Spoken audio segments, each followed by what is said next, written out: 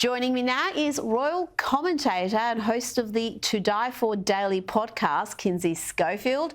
Kinsey, it seems every person under the sun is ranting and raving about the new David Beckham documentary on Netflix. The four-part series is giving an inside look at his career, relationship and family. Victoria is obviously a key figure of this documentary, and folks are loving the interaction between the two, including Bex calling out Victoria when she tries to paint herself as some working class gal. We're very working class. Be honest. I am being Be honest. I am being honest. What car did your dad drive you to school in? So my dad did. No, one answer. My dad. What car was it? All right, it's not a simple answer What because.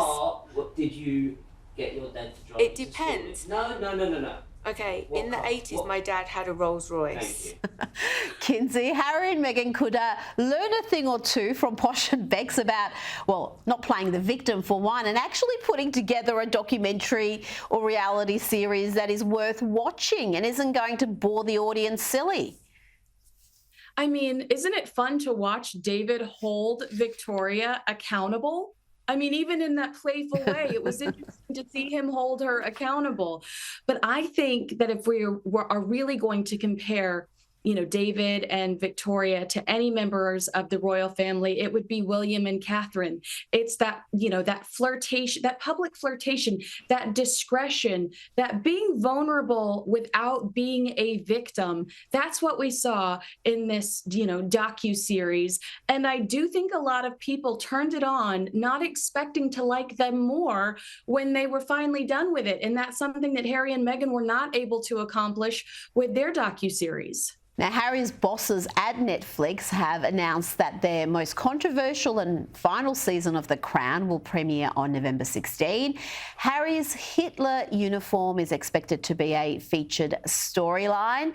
How do you think they will handle this infamous little episode, Kinsey? Harry was obviously very young and silly. Do you think they will go easy on him for what was a youthful mistake? Well, I do think we typically get worked up about The Crown and then it disappoints us a little bit. Sometimes it's a little bit boring. But with everything, with Israel under attack right now, I do think that the Sussexes need to be I think that they need to act before The Crown has a chance to bring this back up and put this in front of everybody. Again, I think that Harry and Meghan need to be proactive in this case because it's going to anger people. It's become such a heightened, sensitive subject. And Harry needs to face it head on before the world is reminded of it. I think that the Sussexes should be in crisis mode over this particular instance right now, whether that's volunteering with an organization, offering a large sum of money to an organization in support of Israel. I do think that they need to be proactive in this particular case because the Crown could put this on everyone's radar again, and he could see an entirely new generation of individuals angry with him over this thing, and I know he blames Catherine and William, the Prince and Princess of Wales, in spare, but nobody bought that. Of course. Well, this is why I really don't want them to make a great deal of fuss about it, because it will just be a case of blaming everybody and playing the victim again. So we'll look forward to that. Now, the fallout of Harry and Meghan's exit from the royal family continues. We've got new claims from a royal biographer, Tom Bower, who told Daily Express UK that the Duke of Sussex and his wife Meghan Markle have undermined the monarchy and King Charles made a terrible mistake. He says the king should have cut the California-based royals off straight away. He said he should never have allowed their children to be made a prince and princess. Kinsey, I've got to say, I kind of agree with this. It seems the palace was almost bullied into some of these decisions, and you cannot appease people like Harry and Meghan. The more you give, the more they want. Well, I mean, what are they the prince and princess of? Are they the prince and princess of the Walmart in Santa Barbara, California? They're really not. In America, we don't recognize that. So I think that idea is silly. I'm going to give King Charles a little sympathy here because I don't want people to forget that Harry and Meghan, despite lying later and saying that it was unconscious bias, they did accuse a mystery member of the royal family of being a racist. That was a horrible period in the palace's existence.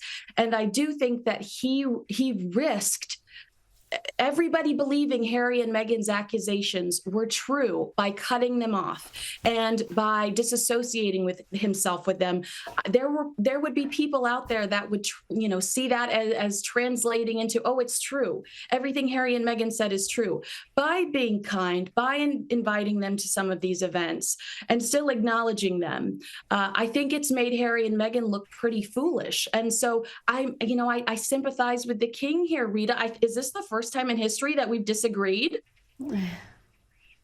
Well, yeah, I got to say, I just think it makes zero sense when you've got two people who have not only slammed the family and the institution, but have declared they're no longer working royals. They're not working royals. So why are their children being given these honours of being a prince and princess? I just think it's rewarding poor behaviour. It's basically being blackmailed into giving these concessions because they're going to make claims of racism.